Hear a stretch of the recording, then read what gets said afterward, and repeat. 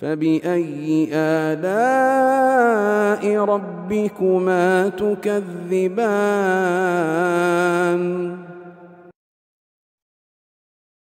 Kemudian kata beliau tsummal gharabatu. Di sini beliau kembali melengkapi pembahasan tentang gharib. Iya.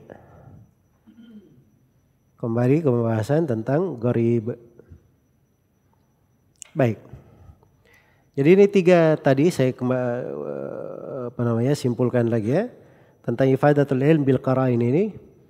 Qara'in itu banyak, bukan cuma 3 yang disebut oleh Ibnu Hajar ya, ada hal yang lain dan itu kadang kembali kepada ketekunan seseorang bagaimana dia diraya terhadap sanad-sanad, dia mengetahui terkait dengan rawi-rawi dan seterusnya.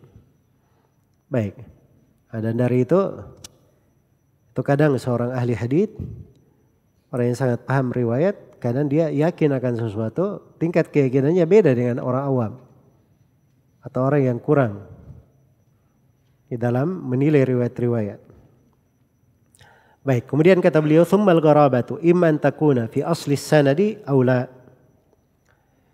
Fal awwalul fardul mutlaq wa tsanil fardun nisbi wa yakillu itlaqul fardiyati alaihi. Ya. Kata beliau rahimahullahu taala,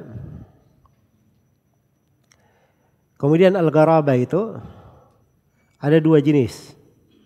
Saya sudah terangkan sebenarnya tadi ya. Imma an takuna fi asli sanadi aw la. Iya. Kadang dia berada di aslus sanad. Di asal sanadnya. Atau tidak. Atau tidak. Fal awwalul fardul mutlaq. Yang pertama disebut fard mutlaq.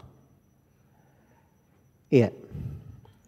Contohnya hadits innamal a'malu binniyat tadi. Contohnya hadits innamal a'malu binniyat. Nanti kita akan buka contohnya ya. Kita akan baca. Tapi sekarang kita pahami dulu maksud ucapan penulis. Baik. Atau kadang kata beliau atau tidak di asal sanad. Maka ini disebut dengan nama al-fardun nisbi. Ya, fard juga tapi nisbi pada sebagian dari sanad tersebut. Iya. Baik. Sekarang saya beri contoh ya dari al-fard al-mutlaq. Ini dari keunikan Sahih Al-Bukhari. Al-Bukhari ini hadits yang pertama di dalam Sahih Al-Bukhari hadits gharib. Dan hadits yang terakhir di Sahih Al-Bukhari juga hadits gharib. Coba lihat hadits yang pertama.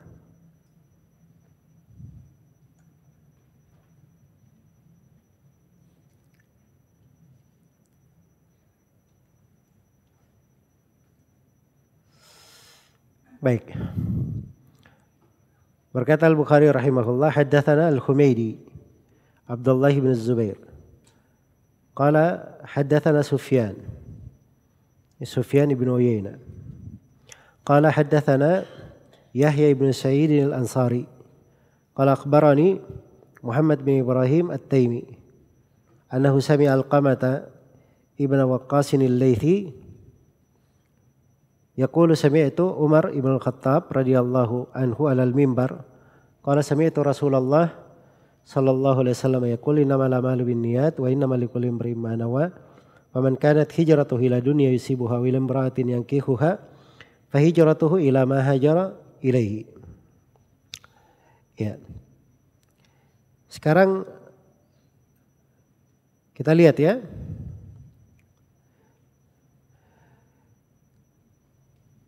Hadits ini disebut dengan nama hadits gharib. Kenapa? Karena yang meriwayatkan hadits innamal a'malu binniyat itu cuman dari Rasulullah sallallahu alaihi wasallam cuma siapa? Umar bin Khattab. Padahal ini kejadiannya padahal Umar di sini berucap di atas mimbar, dihadiri oleh banyak sahabat. Jelas ya? Tidak ada yang mengingkari Umar. Dan tidak ada sahabat yang lain yang diriwayatkan darinya dari sanad yang sahih. Memang ada sebagian dari selain Umar tapi sanadnya tidak ada yang kuat. Jadi Umar ini bersendirian dari Nabi meriwayatkan. Dari Umar yang meriwayatkan dari Umar itu cuma siapa? Alqamah bin Waqqas saja, Al-Laythi. Dan meriwayatkan dari Alqamah cuma Muhammad bin Ibrahim At-Taimi.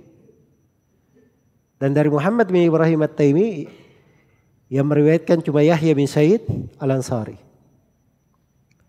Jadi dia dimanapun didapat riwayat ini, hadits ini pasti jalurnya dari sini. Dari Yahya bin Sa'id Al-Ansari itu banyak orang yang meriwayatkan. Ibnu Hajar pernah mengatakan bahwa ada sekitar atau lebih dari 300 orang yang meriwayatkan dari siapa? Yahya bin Sa'id, subhanallah. Mana yang lainnya? Yang meriwayatkan dari Umar, dari Alqamah bin Waqqas. Tapi bersamaan dengan itu, ini hadits diterima oleh Imam Al-Bukhari, diterima oleh para ulama, diterima oleh umat. Jadi ini jenis dari gharib syah. Jelas ya? Baik. Kita lihat akhir dari Sahih Al-Bukhari.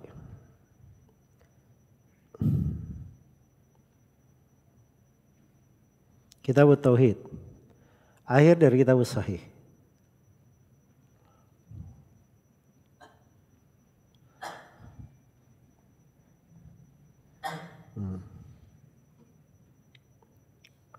Ini bab yang terakhir di Kitab Tauhid. Terkait dengan mizan. Timbangan.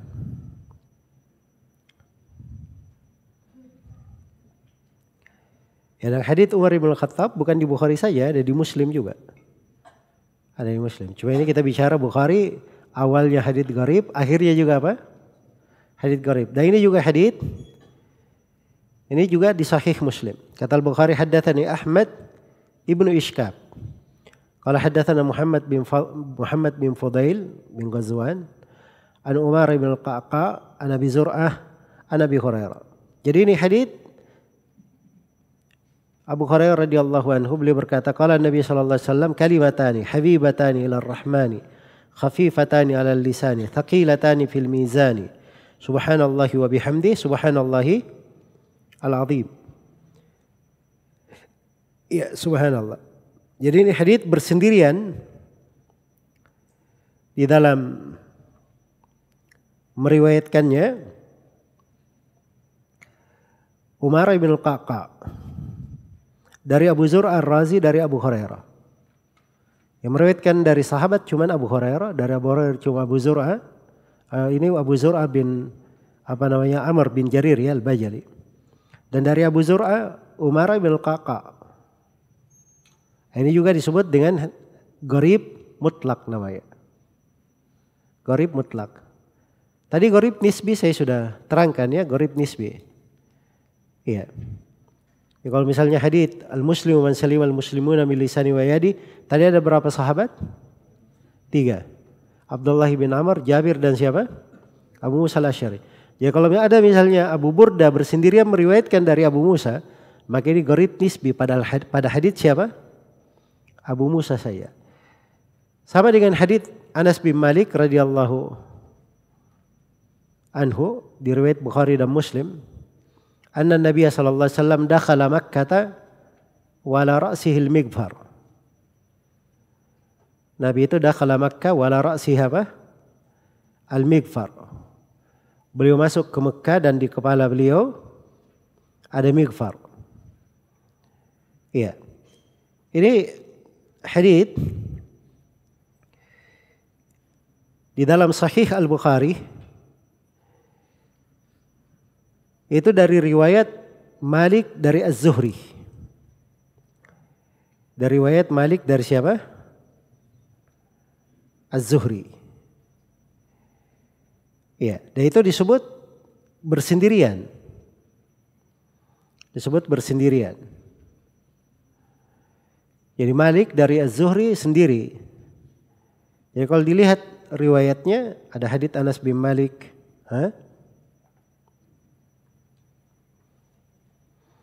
Baik, ada hadits Al-Miswar bin Makhramah, ini juga sama, masuk. Diterangkan bahwa Nabi masuk di atas kepalanya ada mikfar juga. Jadi ada beberapa sahabat yang meriwayatkan. Ada beberapa sahabat. Iya. Ini Al-Miswar bin Makhramah. Selain daripada Anas bin Malik radhiyallahu ta'ala anhu. Tapi ada satu di riwayat Anas bin Malik, itu Malik meriwayatkan dari Ibnu Syihab diriwayatkan dari Anas bin Malik. Ini disebut sebagai hadits gharib apa? Gharib nisbi. Sebut dengan nama hadits gharib nisbi. Baik.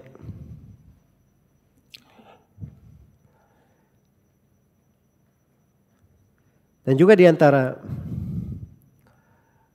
contoh dari gharib mutlak disebut di sini oleh Ibnu Hajar hadits Abdullah bin Dinar dari Ibnu Umar tentang syu'abul iman. Apa tentang ini? Tentang nahan Nabi sallallahu alaihi wasallam an bai'il wala wa an hibati. Iya. Juga tentang hadits syu'abul iman itu Abu Salih dari Abu Hurairah saja bersendirian yang meriwayatkan. Baik.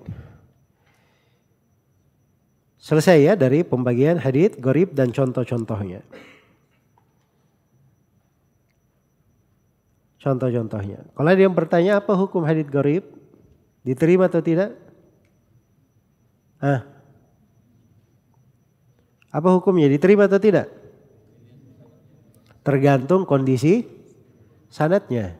Sama tadi dengan masyhur, sama dengan apa? Aziz. Kan tergantung kondisi rawinya. Harus ada dibahas tentang al-bahath an ahwali ruwatiha. Nah, itu hukumnya di situ. Baik, ada satu pembahasan lagi di sini. Apa bedanya antara al-gharib dengan al-fard? Ibnu Hajar tadinya sebut gharib. Setelah itu di sini ketika beliau membagi al-gharabah, beliau sebut dengan nama al-fardu. Jadi artinya menurut Ibnu Hajar al-gharib dan al-fard itu sama. Al-gharib dengan al-fard adalah sama. Iya. Dan memang asal penggunaannya di tengah para ulama tidak dibedakan asalnya. Tafarrada bihi fulan, maksudnya dia hadits gharib maksudnya. Iya, hadits gharib. Jadi secara bahasa dan istilah itu tidak dibedakan oleh para ulama. Iya. Tapi dari sudut penggunaan kadang sebagian ulama lebih banyak menggunakan al-fard untuk kata fardun mutlak. Dan gharib kadang dipakai untuk gharib nisbi. Untuk fard an-nisbi. Itu dari sudut penggunaan. Iya. Tapi pada asalnya al-fard dan al-gharib itu mutaradifan. Itu sama.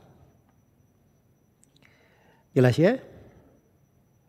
Kalaupun dibedakan dari sudut pembedaan itu pembedaan dari penggunaan saja, dari sisi penggunaan. Baik.